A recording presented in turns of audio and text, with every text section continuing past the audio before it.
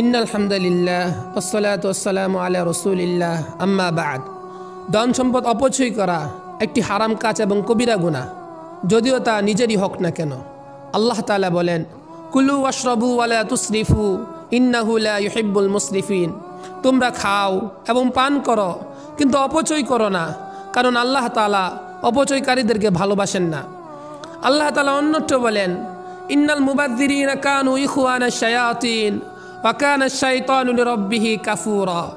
জেনে রেখো, যারা অপ্রয়োজনীয় কাজে অর্থ উড়ায় তারা শয়তানের ভাই, আর শয়তান নিজ প্রতিপালকের ঘোর অকৃতজ্ঞ।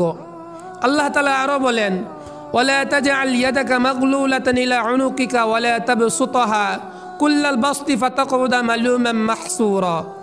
নিজের হাত ঘাড়ের সাথে বেঁধে রেখো না এবং তা সম্পূর্ণরূপে খুলে রেখো না, যদ্দরুন তোমাকে নিন্দা যুগে ও নিঃস্ব হয়ে বসে পড়তে হবে। সহিহ মুসলিমে এসেছে, আবু হুরায়রা রাদিয়াল্লাহু তাআলা আনহু থেকে বর্ণিত, তিনি বলেন, রাসূলুল্লাহ সাল্লাল্লাহু আলাইহি ওয়াসাল্লাম ইরশাদ করেন, ইন্নাল্লাহা ইয়ারদা লাকুম সালাসান ওয়া ইয়াকরাহু লাকুম সালাসান ফায়ারদা লাকুম আন তা'বুদুহু ওয়া লা তুশরিকু বিহি শাইআ ওয়া আন তা'তাসিমু বিহাবলিল্লাহি জামিআ ওয়া লা তাফাররাকু ওয়া ইয়াকরাহু লাকুম কিলা ওয়া ক্বালা ওয়া কাসরাতাস সুআলি ওয়া ইদাআতাল মালি। আল্লাহ তাআলা তোমাদের জন্য তিনটি কাজ পছন্দ করেছেন, তেমনিভাবে আরও তিনটি কাজ অপছন্দ করেছেন। আল্লাহ তাআলা তোমাদের জন্য যা পছন্দ করেছেন তা হলো তোমরা একমাত্র তারই ইবাদত করবে, তার সাথে কাউকে শরিক করবে না, এবং তোমরা সবাই একমাত্র আল্লাহর রজ্জুকে আঁকড়ে ধরবে, কখনো বিক্ষিপ্ত হবে না।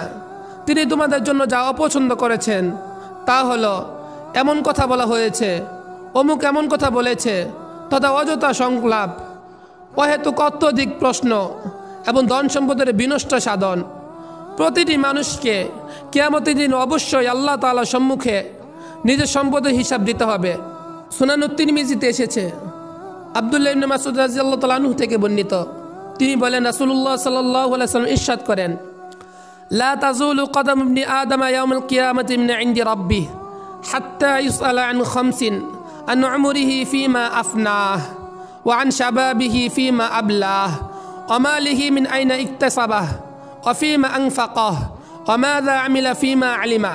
কিয়ামতের দিন আদম সন্তানের দুটি পা আল্লাহ তাআলার সম্মুখ থেকে এতটুকু নড়বে না যতক্ষণ না সে 5টি প্রশ্নের উত্তর দেয়। 1, তার পুরো জীবন সে কী কাজে ক্ষয় করেছে। 2, তার পূর্ণ যৌবন সে কিভাবে অতিবাহিত করেছে। 3, তার ধন সম্পদ সে কোথায় থেকে সংগ্রহ করেছে। 4, কী কাজে খরচ করেছে। 5, তার অর্জিত জ্ঞান অনুযায়ী সে কতটুকু আমল করেছে।